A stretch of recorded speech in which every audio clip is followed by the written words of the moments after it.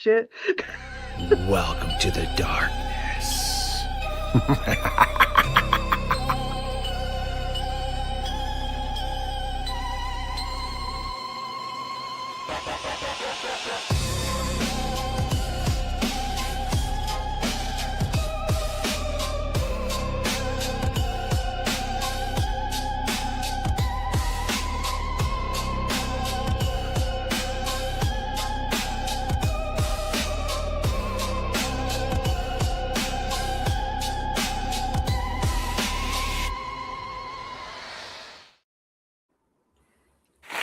Hey. Welcome to the show, everybody. Welcome to the show. Season's greetings. Oh, Max, I love the beard, man. That's just killing me. It's killing me. Y'all look so festive. We have all of our Christmas stuff on. So, Mud Lover, what's your shirt? Oh my God. Nice. What's he got in his hand? What has he got in his hand? You got to stand, Mud. Huh? You, what's in his hand? What is that? What's is that the cup holder? It's a Dixie cup. That's right. I wish. It is. Oh, nice, Bertie. I love it. And I have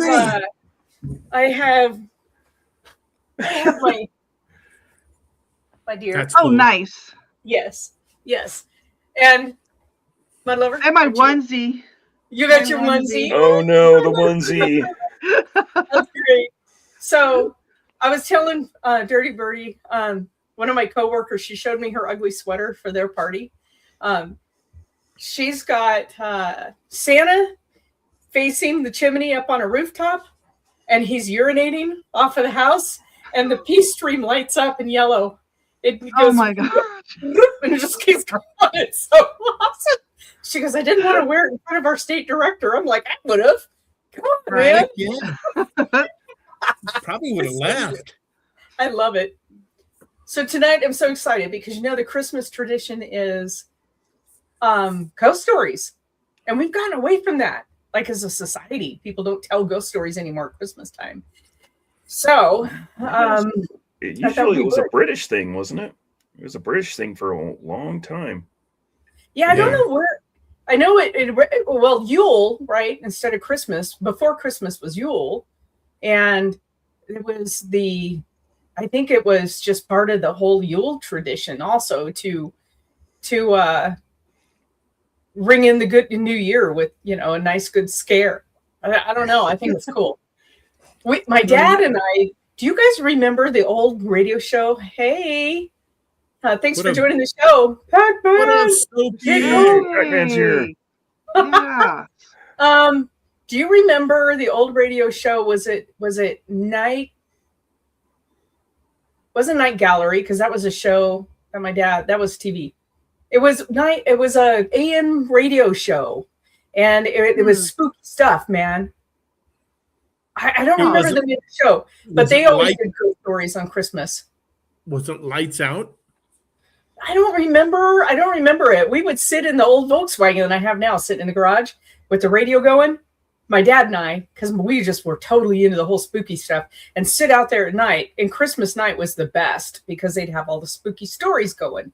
And he'd scare me silly because then he'd sneak his hand outside the window and he'd bam on the side of the Volkswagen and go, oh my gosh. I did that once to my buddy's dad, and I never did it again because I got my butt chewed like so bad. Yeah, he was backing up and I stuck my hand out the door and out the window. Bam! He just slammed the brick. Oh my God, that's the best. Okay, so we're doing really cool ghost stories. They're from all time periods here. So who want Birdie, do you want to go first? I can. Okay. So I kind of got stuck on what kind of ghost stories are we doing? Are we doing traditional ghost stories? Are we doing like other ghost stories, like from different places, but I finally dug around and I found one called The Kit Bag. And this is from Algernon Blackwood. And it starts out with, when the words not guilty sounded through the crowded courtroom that dark December afternoon, Arthur Wilbraham, the great criminal KC, I don't know what that is, King's Crown, I think, and leader for the triumphant defense, was represented by his junior. But Johnson, his private secretary, carried the verdict across to his chambers like lightning. It's what we expected, I think, said the barrister, without emotion. And personally, I am glad the case is over. There was no particular sign of pleasure that his defense of John Turk, the murderer, on a plea of insanity, had been successful, for no doubt he felt, as everybody who had watched the case felt, that no man had ever better deserved the gallows. I'm glad too, said Johnson. He sat in the court for 10 days watching the face of the man who had carried out with callous detail one of the most brutal and cold-blooded murders of recent years. B. Counsel glanced up at his secretary. There were more than employer than employed. For family and other reasons, they were friends. Ah, I remember, he said, with a kind smile. And you want to get away for Christmas. You're going to skate and ski in the Alps, aren't you? If I was your age, I'd come with you. Johnson laughed shortly. He was a young man of 26 with a delicate face like a girl's. I can catch the morning boat now, he said. But that's not the reason I'm glad this trial is over. I'm glad it's over because I've seen the last of that man's dreadful face. It positively haunted me. Bat white skin with the black hair brushed over his forehead is a thing I shall never forget. And the description of the way the dismembered body was crammed and packed with that lime into that. Don't dwell on it, my dear fellows, interrupted the other, looking at him curiously out of his keen eyes. Don't you think about it. Such pictures have a trick of coming back when least no one wants them. He paused for a moment.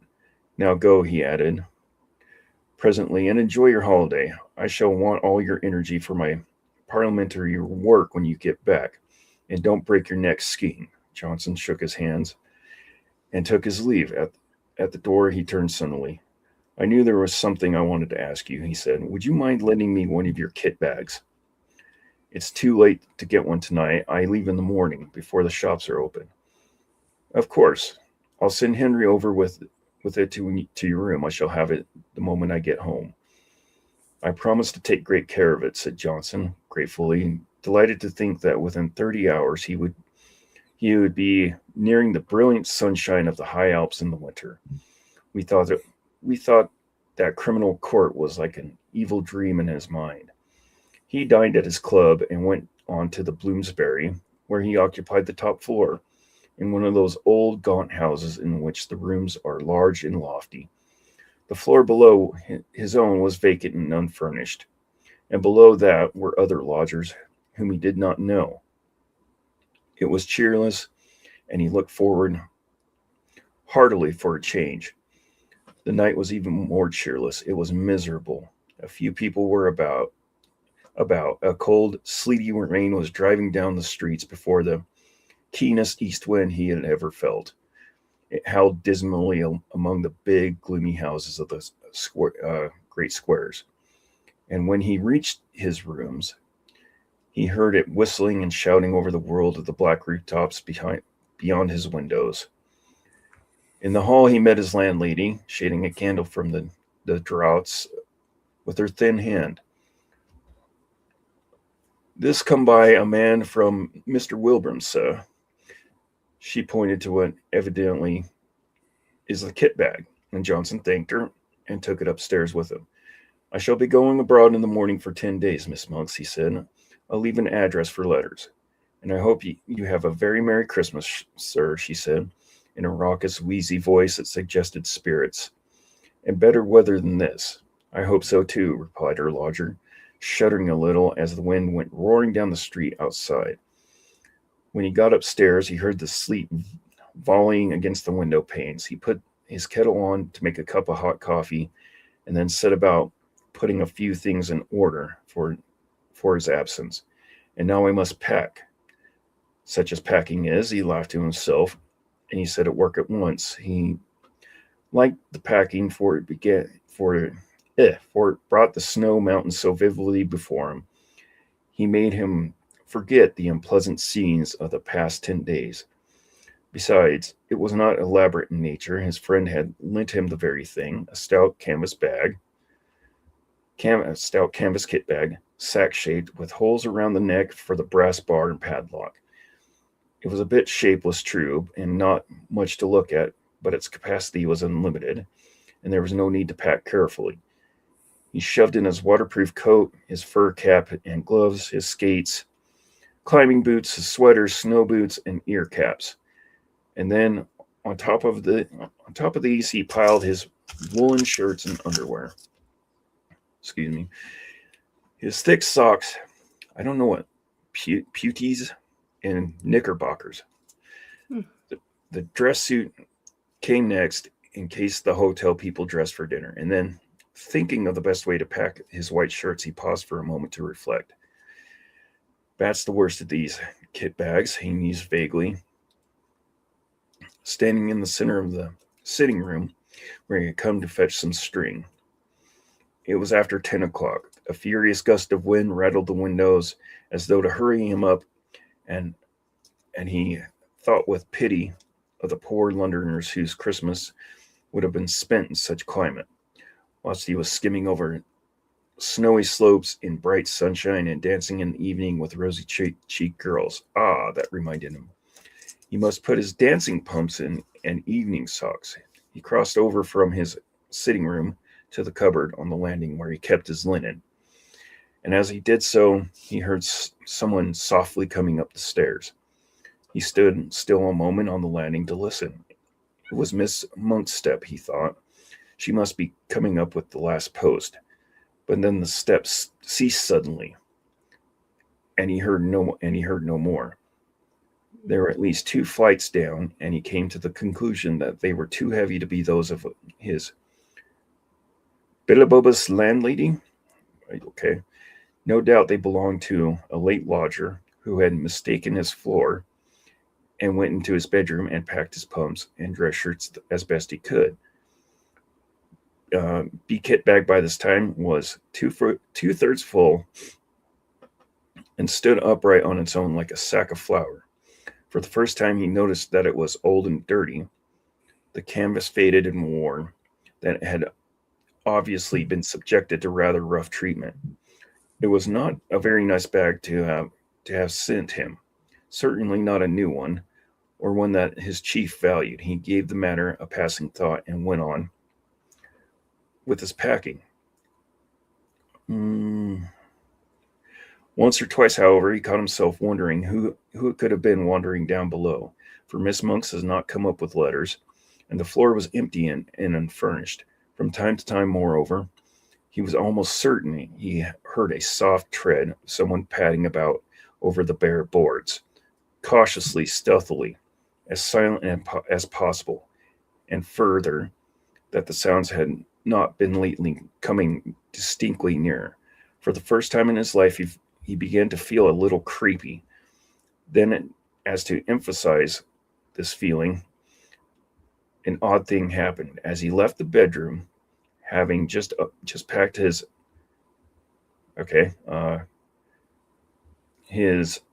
white shirts, I can't pronounce that word, he noticed at the top of the kit bag, lopped over towards him with an extraordinary resemblance to a human face.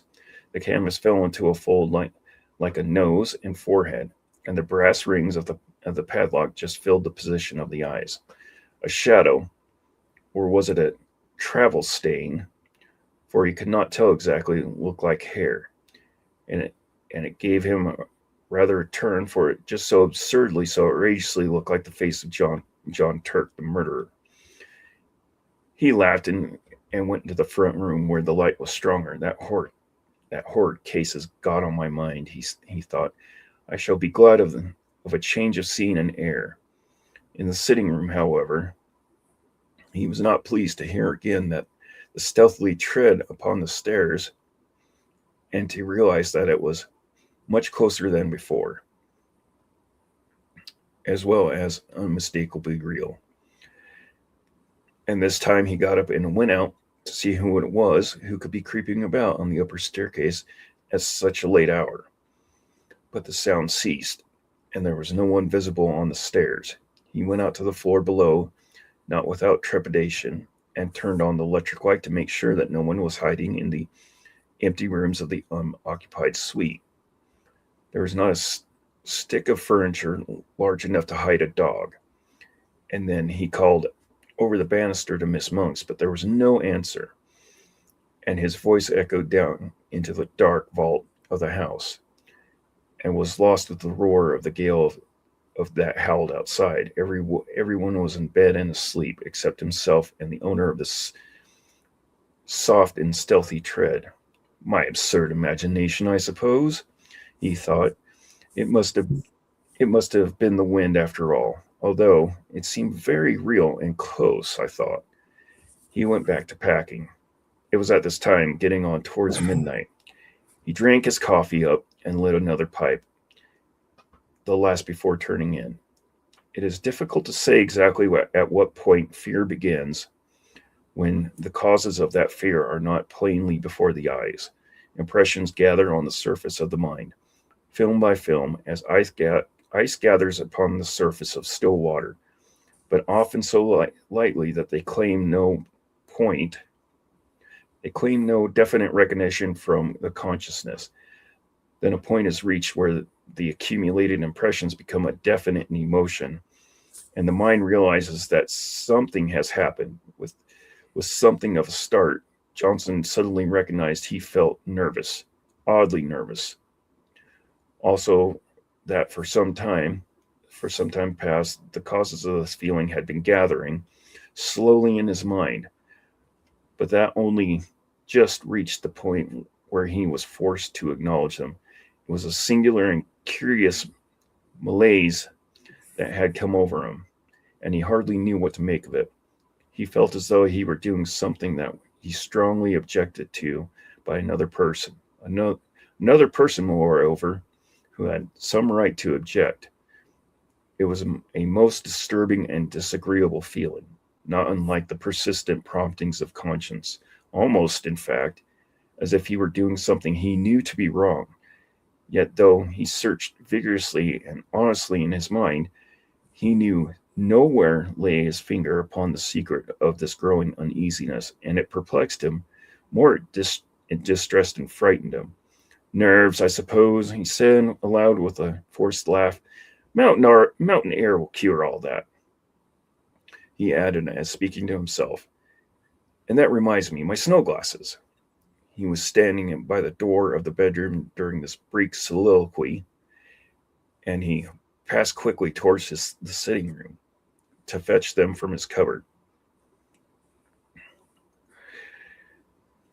Where was I? Fetched them from the cupboard. He saw out of the corner of his eye the indistinct outline of a figure standing on the stairs a few feet from the top. It was someone in a stooping position, with one hand on the banister and the face peering up towards the landing. And at the same moment, he heard a shuffling footstep.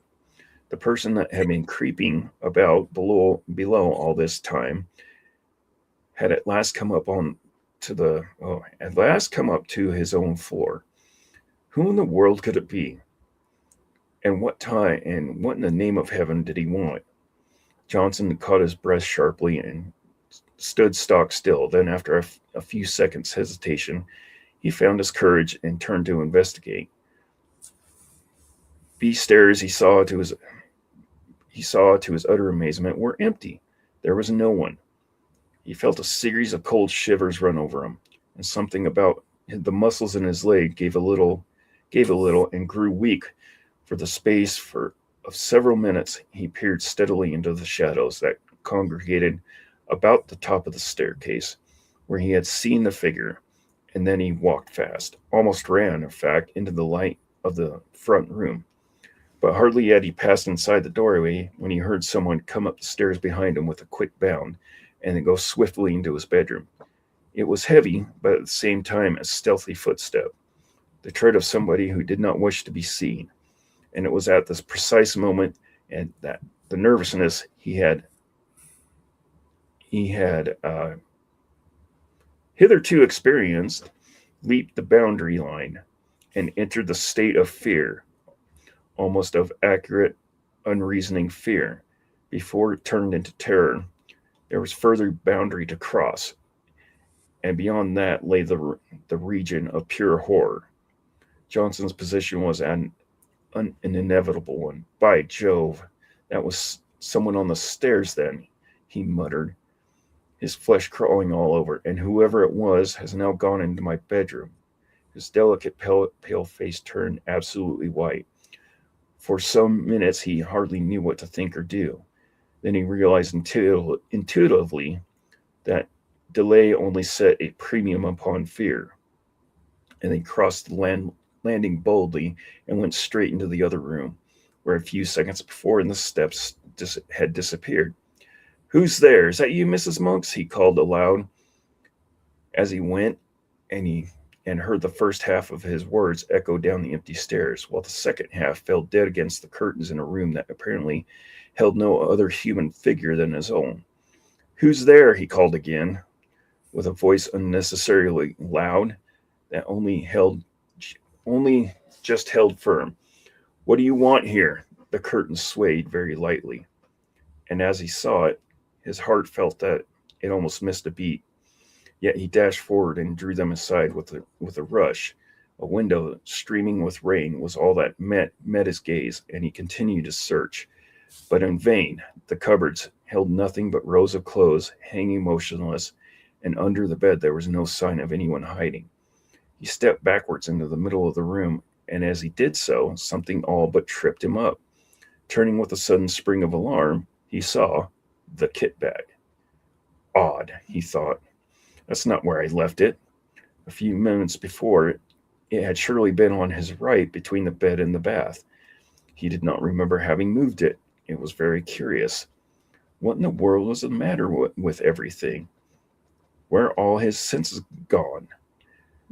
A terrific gust of wind tore at the windows, dashing the sleet against the glass with the force of a small gunshot, and then fled away, howling dismally over the waste of Bloomsbury roofs. A sudden vision of the Channel next day rose in his mind and recalled him sharply to realities. "There's no one here at any rate, that's quite clear," he exclaimed aloud. Yet at the same time he uttered them, he knew perfectly well that his words were not true and that he did not believe them himself. He felt exactly as though someone was hiding close about him, watching all his movements, trying to hinder his packing in some way. And two of my senses, he added, keeping up with the pretense, have played me the most absurd tricks. The steps I heard and the figure I saw were both entirely imaginary. He went back to the front room, poked the fire into a blaze, and sat down before it to think. What impressed him more than anything else was the fact that the kit bag was no longer where he had left it. It had been dragged nearer to the door. What happens afterwards that night happened, of course, to a man already excited by fear. It was perceived by a man that had not the full and proper control, therefore, of the senses. Outwardly, Johnson remained calm and master of himself to the end, pretending to the very last that everything he witnessed had a natural explanation and was merely delusions of his tired nerves. But inwardly, in his very heart, he knew all along that someone had been hiding downstairs in an empty suite when he came in, that this person had watched his opportunity and then stealthily made his way up to the bedroom, and that all he saw and heard afterwards, from the moving of the kit bag to the other things the story has to tell. We were caused directly by the presence of this invisible person. And it was here, just when he most desired to keep his minds and thought controlled, that the vivid pictures received day after day upon the mental plates exposed in the courtroom of the Old Bailey came strongly to light and developed themselves in the dark room of his inner vision. Unpleasant, haunting memories have a way of coming to life again, just when the mind least desires them. In the silent watches of the night, on sleepless pillows, during the lonely hours spent by sick and dying beds. And so now, in the same way, Johnson saw nothing but the dreadful face of John Turk, the murderer, lowering at him from every corner of his mental field of vision. The white skin, the evil eyes, and the fringe of black hair low over his forehead. All the pictures of those 10 days in court crowded back into his mind, unbidden and very vivid. "This is all rubbish and nerves," he exclaimed at length, springing with sudden energy from his chair. "I shall finish my packing and go to bed. I'm outright overtired, no doubt, and at this rate I shall hear steps and things all night." But his voice was deadly white all the same. He snatched up his field glasses and walked across to the bedroom, humming a music hall song as he went, a trifle too loud to be natural, and the instant he crossed the threshold and stood within the room, something turned cold about his heart, and he felt that every hair on his head stood up. The kit bag lay close in front of him, several feet nearer to the door than he had left it, and just over its crumpled top he saw a head and face slowly sinking down out of sight as though someone were crouching behind it to hide. And at the same moment, a sound like a long drawn-out sigh was distinctly audible in the still air about him between the gusts of the storm outside. Johnson had more courage and willpower than the girlish indecision of his face indicated, but at first such a wave of terror came over him that for some seconds he could do nothing but stand and stare. A violent trembling ran down his back and legs, and he was conscious of a foolish, almost a hysterical impulse to scream aloud. That sigh seemed in his very ear, and the air still quivered with it. It was an unmistakable human sigh. "Who's there?" he said at length, finding his voice, but thought he meant to speak with loud decision. The tones came out instead in a faint whisper. For all he had partly lost control of his tongue and lips, he stepped forward so that he could see all round and over the kit bag. Of course there was nothing there, nothing but the faded carpet and the bulging canvas sides. He put out his hands and threw open the mouth of the sack where it had fallen over, being only 3 parts full, and then he saw for the first time that round the inside, some 6 inches from the top, there ran a broad smear of dull crimson. It was old and faded bloodstain. He uttered a scream and then drew back his hands as if they had been burnt. At the same moment, the kit bag gave a faint but unmistakable lurch towards the front door. Johnson collapsed backwards, searching with his hands for the support of something solid, and the door, being further behind him than he realized, received his weight just in time to prevent his falling, and to shut with a resounding bang. At the same moment, the swinging of his left arm accidentally touched the electric switch, and the light in the room went out. It was an awkward, disagreeable predicament, as if Johnson had not been possessed of a real pluck. He might have done all manner of foolish things. As it was, however, he pulled himself together and groped furiously for the little brass knob to turn the light on again. But the rapid closing of the door had set the coats hanging on it swinging, and his fingers became entangled in a confusion of sleeves and pockets, so that it was some moments before he found the switch. And within a few moments of bewilderment and terror, two things happened that sent him beyond recall over the boundary into the region of genuine horror. He distinctly heard the kit bag shuffling across the floor in jerks, and and close in front of his face sounded once again the sigh of a human being. In his anguished efforts to find the brass button on the wall, he nearly scraped the nails from his fingers. But even then, in those frenzied moments of alarm, so swift and alert are the impressions of a man keyed up by a vivid emotion, he had time to realize that he dreaded the return of the light, and that it might be better for him to stay hidden in the merciful screen of darkness. But it was the impulse of a moment, however, and before he had time to act upon it, he yielded automatically to the original desire, and the room was flooded with light. But the second instinct had been right. It would have been better for him to have stayed in the shelter of darkness. For there stood before him, bent over the half-packed kit bag, clear as life, in the merciless glare of the electric light, stood the figure of John Turk, the murderer. Not 3 feet from him, the man stood, the fringe of black hair marked plainly against the pallor of his forehead. The horrible presentment of the scoundrel, as vivid as he had seen him day after day in the Old Bailey, when he stood there in the dock, cynical and callous under the very shadow of the gallows. In a flash, Johnson realized what it all meant. The dirty and much-used bag, the smear of crimson within the top, the dreadful stretched condition of the bulging sides. He remembered how the victim's body had been stuffed into a canvas bag for burial. The ghastly dismembered fragments forced with lime into this very bag, and the bag itself produced his evidence. It all came back to him clear as day. Very softly and stealthily, his hand groped behind him for the handle of the door, but before he could actually turn it, the very thing that he most of all dreaded came about, and John Turk lifted his devil's face and looked at him.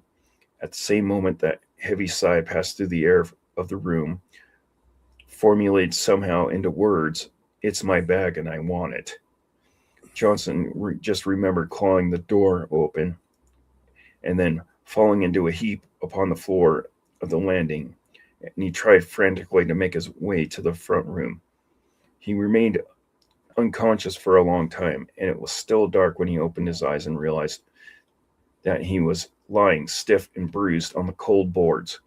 Then the memory of what he had seen rushed back into his mind, and he promptly fainted again.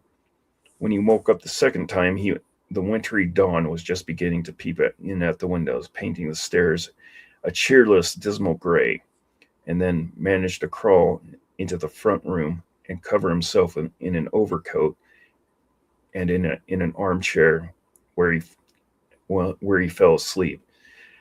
A great clamor woke him. He recognized Miss Monk's voice, loud and voluble.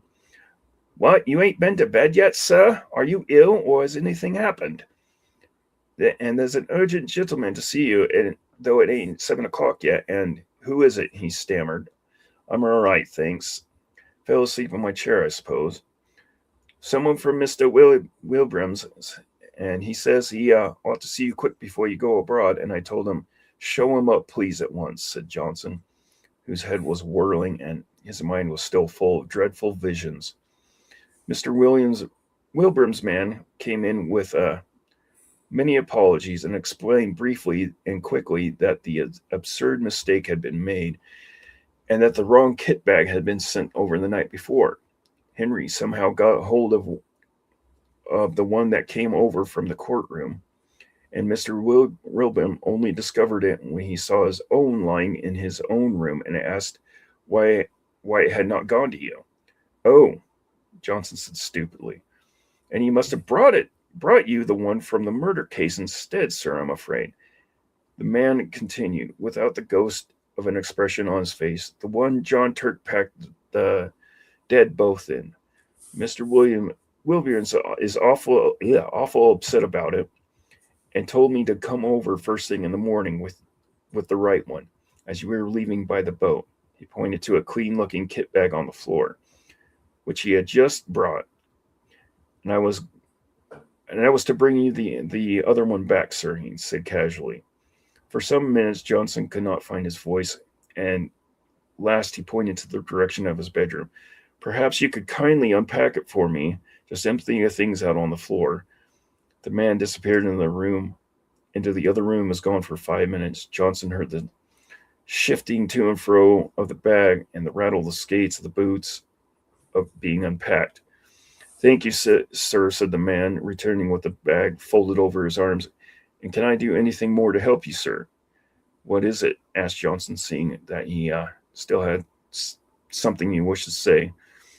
The man shuffled and looked mysterious. Beg your pardon, sir, but knowing your interest in the Turk case, I thought maybe you'd like to know what's happened. Yes. John Turk killed himself last night with poison immediately on getting his release. And he left a note for Mr. Wilbram saying that he'd be much obliged if they'd have him put away the same as the woman he murdered in the old kit bag. What time did he do it? Asked Johnson. 10 o'clock last night, sir, the warder says. And that's the end.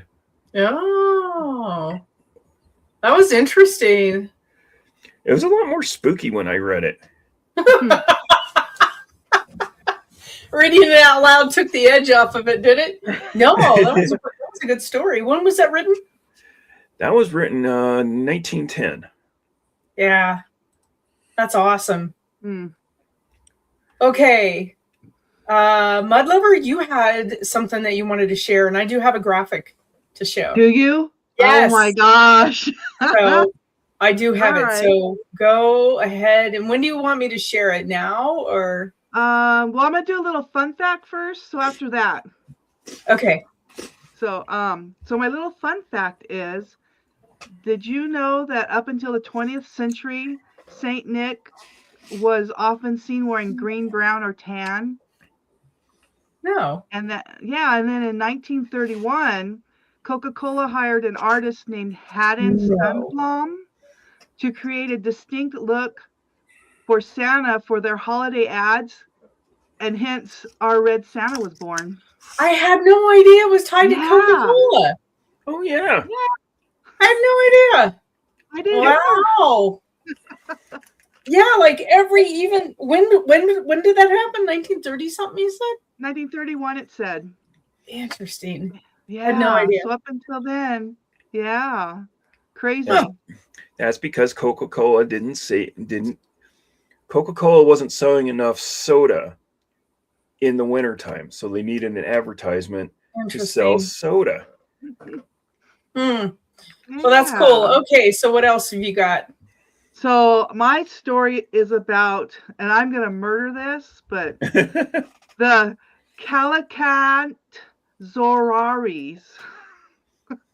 They're Greek Christmas goblins. And They're creepy looking, aren't they? Yes, they are. Christmas so goblins. They come out during the 12 days of Christmas. And they enter homes they come up from the center of the earth, and they spend all year underneath the earth, down there in their dungeons, chopping down a tree to come up for the 12 days of Christmas. So while they're up, they wreak havoc and cause mischief after the sun sets. They do all this at night, and they do horrible things, such as urinating on pastries, smashing furniture, and then Urinating on pastries. I better make sure mine are covered tonight. Right? Oh God! And just all kinds of shenanigans. They roam the earth from Christmas Day to January 6th, which is known to them as the day of Epiphany. Epiphany, yeah. Yeah, and it's said that this time of year is when the earth's water are unclean. So it allows them to surface and cause damage wherever they go. Huh. They're described as ugly, human-like creatures with iron claws. Some have seen say they're short, hairy goblins with monkey arms and cleft hooves. The only thing that's in common with all the descriptions is they are hideous, as you can see in that picture. Yeah. Yeah. Let's see. They eat unsavory items such as insects, snakes, mice, and rotten fruit. Well, I've eaten snakes, but and Yeah, rotten fruit probably, but not probably, mice. right? Probably not mice. No, I'm pretty sure not mice. Yeah. Anyway, okay. They're servants of the devil, and they Mm. fear holy water, religious icons, and fire. They're believed to take commands from a creature they call their mother, who decides which humans will be subjected to their mischievous deeds. Wow. Yeah, now so to protect themselves. Now this goes back to the Middle Ages, like the 12th through 17th century. Okay. So to protect themselves, people would hang the lower jaw of a pig behind the front door or inside their chimney. That's Some people disgusting. also, right? I don't know Okay. why. Some people believe that hanging a tangled strand of flax would cause these dim-witted creatures to stop and count each thread until the sun rose, and then they couldn't attack because they had to go back. Nice dim-witted creatures. That's freaking awesome, man. Yeah, the best way, though, to protect yourself was to light a fire. And if you added an old leather shoe, the smell of this shoe burning allegedly added extra protection because it's bad It was- enough to deter anything. Holy crap. Yeah. So it's rooted in ancient Greek folklore Oh, and potentially linked to the older winter solstice traditions. very interesting. Yeah. You know what it kind of reminds me of? What the Native Americans describe out here as the Nunnabees on Mount Putnam. Oh. They describe them as little trolls that are probably like less than 3 feet tall. Oh, wow. Yeah, they describe them with Crazy. claws, and they're kind of evil. Oh, wow. They do naughty things to people Okay. out there, like Huh. hurt them and all kinds of stuff. Yeah, Crazy. interesting. Yeah.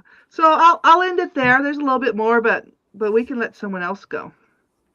Max, the I'm going to gist hear of your. it. I want to hear your. This is fantastic, and I love it. So, I asked our AI program to come up with what this thing would look like, Oh. and it boom, there it was. I'm like, ooh, Yeah. this is good. Yeah. Heck Okay. yeah. Okay, Max. All right. Well, I'm sitting here trying to figure out why my beard smells like Parmesan cheese. But anyway, I have a fun fact as well. Okay. We all heard of Rudolph the Red-Nosed Reindeer. Oh yeah. Well, Rudolph the Red-Nosed But do Reindeer you recall was actually invented in 1939 by a guy by the name of Robert May. Now, Robert May worked for a marketing company that worked for a company called Montgomery Ward's.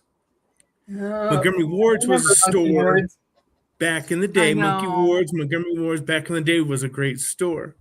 But what they did is during Christmas time and the holiday time, Robert May created Rudolph the Red-Nosed Reindeer, not only to gather people in, but they would actually give away coloring books so the kids had something to do.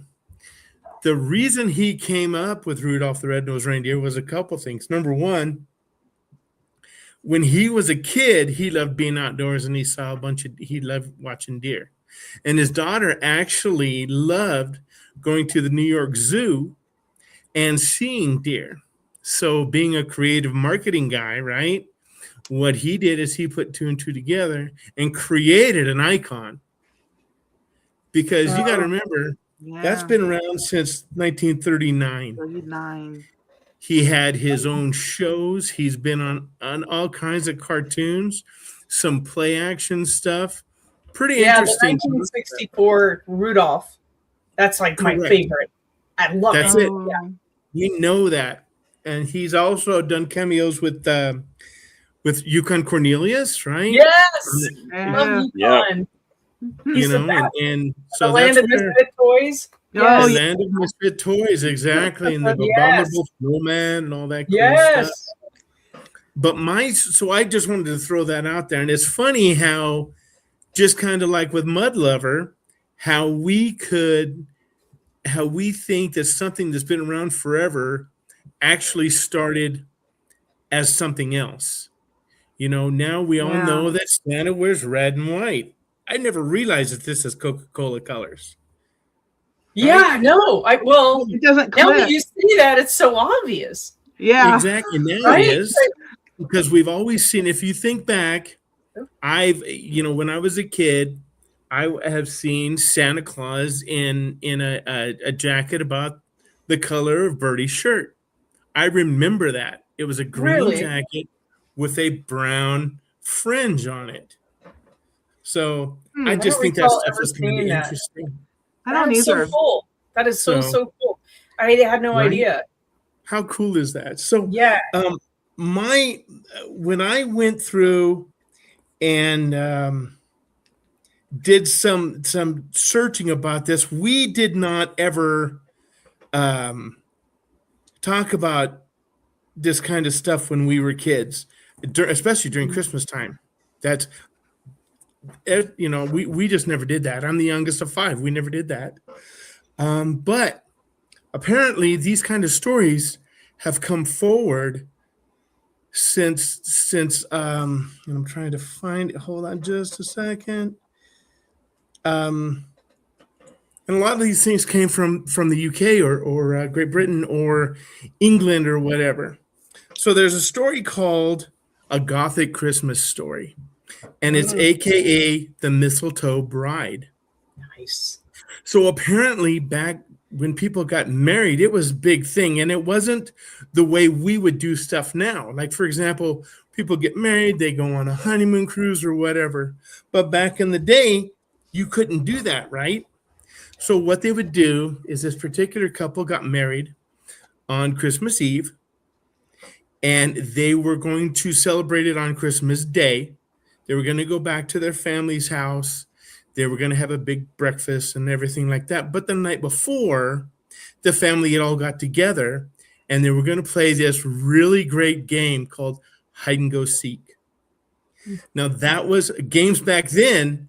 That was it. You know, again, they didn't have PlayStations. They didn't have a Commodore 67 growing up. You know, Feels like the band. 64. whatever. On the it was. board. Whatever. So anyway, they were playing this game, and now the bride decides, well, you know, she's going to get in on it, and they chose the groom to be it.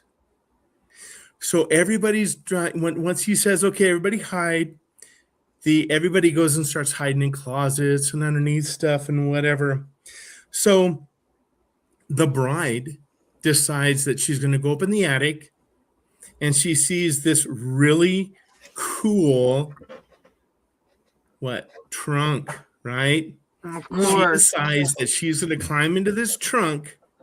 Oh. And she says, nobody's gonna find me.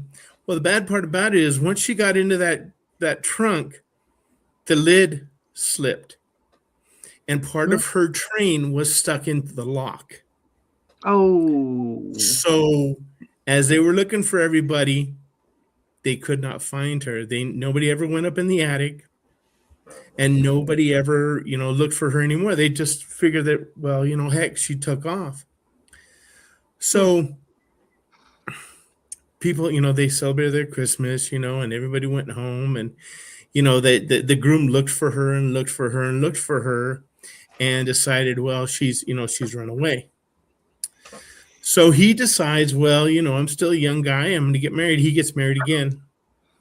Poor And he gal. decides that they are going to move, right? So he decides to sell the house, And the family comes back and they get ready to move, and they're moving everything out of the house.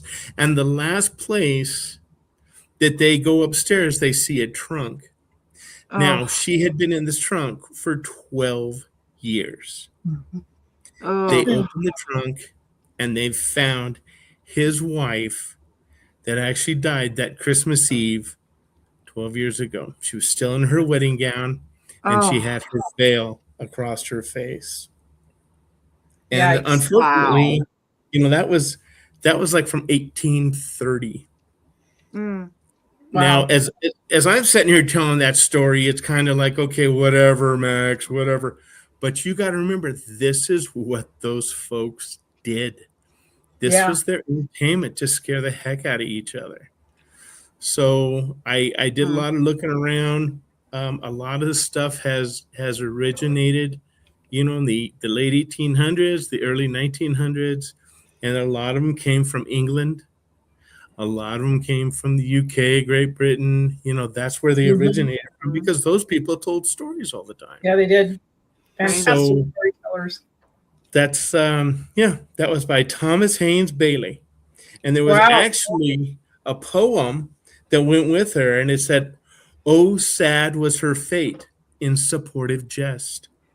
She hid from her lord in an old oak chest. It closed with a spring and a dreadful doom. The bride lay clasped in her living tomb." Mm. So Mhm. I think that's pretty interesting. Yeah, it is. Wow. Okay. Okay, And I'd but never heard that. how did nobody notice a smell? Probably didn't, you got to remember, those people smelled all the time. Yeah, that's true. Yeah, I guess, but Yeah, and how big's You the know. house? If it was one of those Right. ginormous English Enormous. manors, it Victorian. could have been Exactly. a part of the house that they never went into or occupied, Yeah. I don't know. But you would think they would notice the smell after a while, or yeah. Anyway, Yeah, but just to It give was a up like steel chest. just to give up, that's the thing that kills me. It's like, you don't give up. Nobody's going home till we find her. You Right. know? exactly. Somewhere. Like, what's wrong with you nobody people? saw, and I'm sure Weirdos. seems remember kind of back- suspicious to me. And just like, yeah, Oh. yeah, go hide in there. Yeah, yeah. Don't worry, we'll I'll just come get back married for you. again. Yeah, no big deal. I'm young. I'll go find another one. and Like I a dozen. imagine, everybody was playing. So it would not be like one person, granddad's sitting down here in the front room in the parlor or whatever, didn't see the bride leave, but it doesn't Yeah. say if it was true. It doesn't say if it was false. Mm. That's wild. I'll Yeah. let Ryan figure that out. Yeah, right. Do you guys want another story from the 1800s, or do you want true real life that happened to our family? Hmm. What do you want? You choose. True True. one. Let's do the Where do true. you? I think you've probably heard this one before on the other show that we don't talk about. But this is true. Then, if you guys want the true one, Sure. so I told you. Okay, here you go. It's real. It's a ghost story. It's okay. So we bought the house it was Camino, California. That's where we settled, and the house was always spooky as shit. I'm telling you, the way it sat back, it was on like 4 acres, and the way it sat, and the way the hill came down on the side of the mountain, the house always looked like it was crouching, like it was ready to pounce. I can't even explain to you how that house felt. You could feel it. You could feel the intensity of this house. It was so haunted. And my mom, like I told you guys before, like my mom she didn't even want to get out of the car. And my dad's like, there's 2 houses we can afford. This is one of them. Get out of the car. We ended up buying a house because the other one was really raunchy. This was huge. This house had like, I want to say 7 or 9 bedrooms. And the living room was massive. Like you could put 3 couches end to end. It was just, It was Wow. massive rooms, big. enormous house. It had all these exits. It even had an outside bedroom with an outside staircase, and it had wow. a big cement like hospital ramp up the back, and there was it was just crazy. This house was so big, and it was so. All we had was this tiny little Franklin wood stove in the living room to heat this massive house. Froze our asses off every winter in this house, okay? Because it's mountains. It's up closer to Tahoe. It was so cold. So one night, this house had so much activity. All the time we would hear footsteps up and down hallways, up and down staircases. We could never get our dogs upstairs. They would not even go on the stairs. If you tried to get them up the stairs, they got all their like brakes, and they would not go up the stairs. The first night we moved in there, I wanted this big room up top because it overlooked this huge mountain, and I was like so in love with this bedroom. I took my hamsters up there because I was like 6 or 7. Took my hamsters up there and put them in the cage, and it took us a couple hours to figure out what we were hearing. They were running themselves to death on the wheels, just terrified. We brought their cages downstairs and put them in the living room. They went to bed. They just slept. Go back upstairs, they'd go crazy. Dogs wouldn't go upstairs. Cats wouldn't go upstairs. Wow. Yeah, it was a crazy house. So one night, this was years later, I think I was like 10. My dad was running for supervisor, which is like county commissioner out here. It's the board of supervisors out in the West. And so, which meant he was drinking and campaigning with my mom. They were just going, they would have like a party at the house where everybody could meet and greet, and they'd drink. That's all that meant. So we were home, and my brother was 5 years older than me. So yeah, he was about 15. So I was about 10. And my parents had been, my mom was still a cop.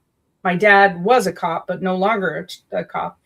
And we had shotguns, rifles, handguns, they were all over the house. They were loaded. We never touched them.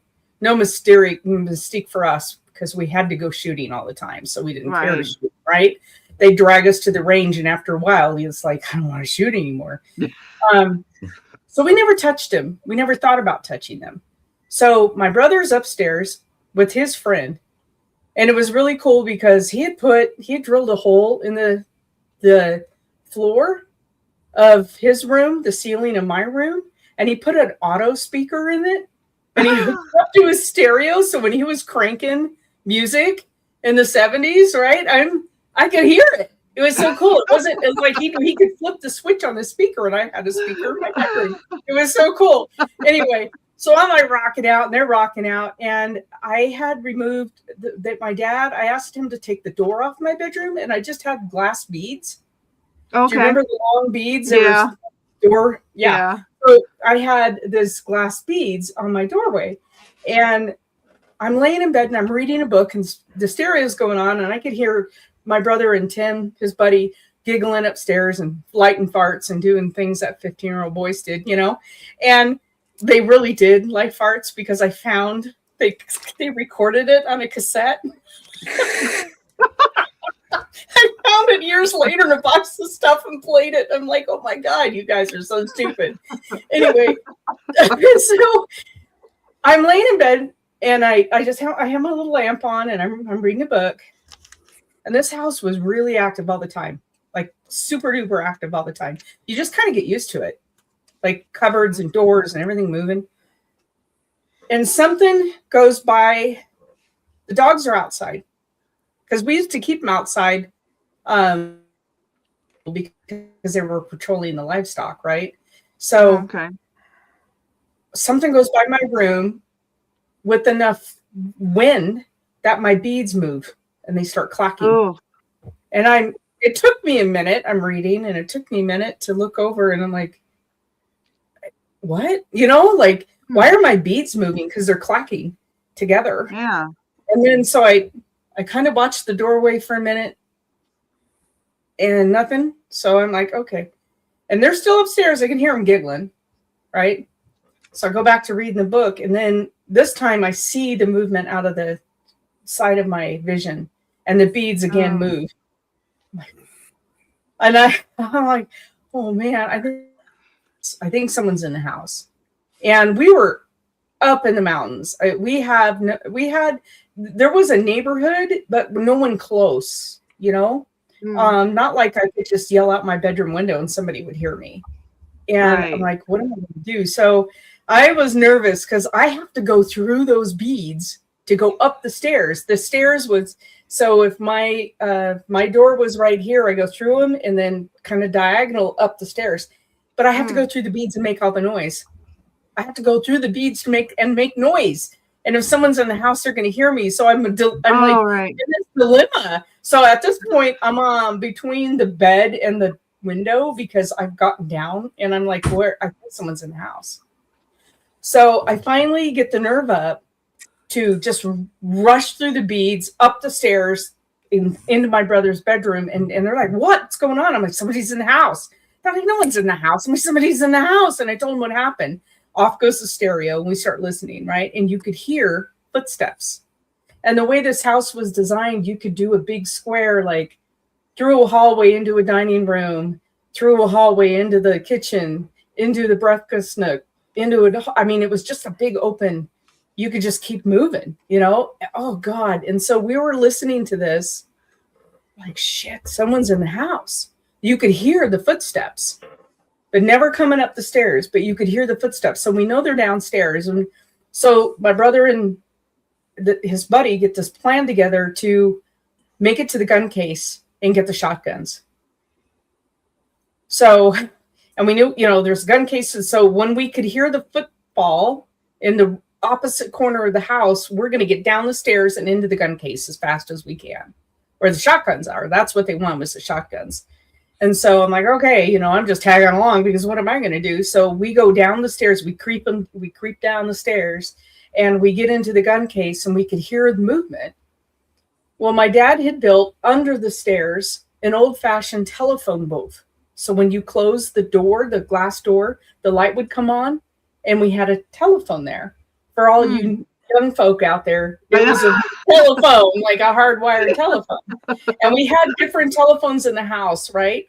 Remember the days where you could call popcorn and get the time? Did you ever do that? Yeah, or if you called popcorn and you reversed one of the digits, it would bring another phone in your house, another extension, so we could talk to each other on the phones. So we were like, okay, we're going to cram into this phone booth, but we can't shut the door because then the light will come on. So we've got all these two shotguns and the three of us in this phone booth, and we're calling our neighbor Bob to come over because it was always a standing thing. If we need something and they're not home, call Bob. Okay, Bob will come over. So shit, we're in this phone booth and we can hear now this person, whoever it is going up the stairs. So they're going right over the top of us and we're in the phone booth. We're talking to Bob. He's like, I'll be right over, man. So he comes like, it's not like 2 minutes he's at the house. You could hear him starting the dually way back there and he comes roaring over, right? So he comes down and he's in the house and he's yelling for us to go outside and he clears the house. He says he clears the house. He goes room to room with his shotgun and he's clearing the house. So we're outside. He calls us in. He goes, look, there's nobody in the house. I've looked under every bed, in every closet. There's nobody in this house. But he's tense. He's really tense. You could feel his tension now. He's locked every door because we never had doors locked up there. I mean, why? They're way up nowhere. So I'll never forget, we had a couch that seemed like a football field in length. It was so long. I don't know where my mom got this couch. He made my brother and Tim put the shotguns away because he didn't want them shooting each other in an accident. Because we were all just like, at this point, we're really nervous, right? And he's like, well, what time is your mom and dad being home? I don't know. They're out, So he goes, well, I'm going to wait with you guys. So we're all lined up on this couch and Bob's got his shotgun across his knees. And we're sitting there. We're not talking. We're just listening. And you could hear things moving in the house. And Bob's sitting there and he's looking at all of us and he goes, is this normal? Like, is this? We're like, well, kind of. And pretty soon, Bob's knees are shaking so hard that his shotgun is clacking. You could hear it, just the metal, just clack, clack, clack, clack, clack. And he's just sat there and he's shaking so hard that we're looking at him like, shit, you're supposed to protect us. And he's sitting there just like, and he's not saying anything. And he was just shaking so hard that when he heard and saw the headlights and my parents' car coming down the drive, he was out that door, boom. And he left us. We're just sitting on the couch and the video was gone. My mom and dad's like, they see him and he's in his truck and he's peeling out and he goes, I'm never coming back to your house. I don't know what is your house and never coming back to the house. Wow. My mom comes in, we told her what happened, and it was, she had to cleanse that house over and over and over and over to get it to calm down. Whatever. There was a lot of, we found out years later that that house was a senior care facility.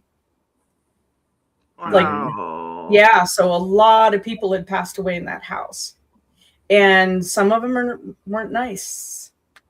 So yeah, that was one of the spooky things that happened in the house. A lot of good things happened, but that was the spookier thing.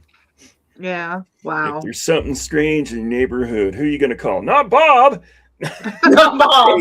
Hey, you can't bang on Bob because Bob was there. That's until right. He stayed. He was terrified. He stayed. He never did come back to our house. Wow. He would never come in. I would walk on the other side of the street. I know. I'd be like, no, those O'Hara people, they're nuts. I won't know. We had a lot of people that came over who would see apparitions in the house. Lots of apparitions in the house. One in particular was a lady, a very old lady, who would find me every night and tuck me in. Now, I only saw her a couple of times because I was always asleep when she would come. But people like my parents would be still up entertaining and with their friends and stuff. And then they'd go, who's the old lady that just walked down the hall? And my mom goes, oh, she's just tucking in, Colleen, don't worry about it. And then, but like, who is she? She's like, well, she came with the house. It was, but everybody saw her. She was really sweet. And I moved rooms like 3 times in that house, because it was so many rooms. Like, I want this room now. So I'd pack everything up and go over there. And she'd always find me. She'd always find me and tuck me in. Oh, can you imagine that? You'd be like, okay, they just redid the windows and there's brand new flooring. And by the way, you have a ghost. A lot of them. Now, I have to tell you, though, because with all the activity that we had in that house, tons of stuff, things would go missing, things flying off the walls. I mean, it was just, right? Insanity. The people who bought it from my parents still own it. Their daughter lives in it now. Like, they've passed away, but their daughter lives in it. And she's never had a day of activity. That's so weird. Mm-hmm. Oh, wow. My mom, being the medium that she was, apparently, just drew out everybody who was there. Or maybe the lady who lives there now is simply very much like, that was the only time my brother experienced anything in that house, was that night. He is what we called him, the dead zone. Like nothing happened around him. He was a human shield and nothing happened. Like, that was the only time he ever experienced anything that I am aware of. That was it. That's why he was so comfortable. He had all 3 bedrooms and bathroom upstairs to himself because not one of us would stay up there. He didn't bother him at all. Nothing bothered him up there. Wow. Yeah, crazy stuff. Yep. So anyway, there's our ghost stories. Hope you enjoyed them, gang. And we are taking the week off next week. We haven't decided whether we're going to do a New Year's show, because that's New Year's for our Thursday show. So we'll have to let everybody know. I don't know what our plans are, but please, everybody, stay safe out there. We love you all and want you all to be safe and happy. Please have a great holiday with your family. Friends, if you don't have family, go to a friend's house. Don't be alone. Hang out with people. Be cheerful. Yeah. All right, guys. Love you. Take care. Bye, everybody. Bye. Have a great Christmas, guys. Be safe. Merry Christmas, Thanks everybody. for showing up. Bye, Pac-Man. Merry Christmas.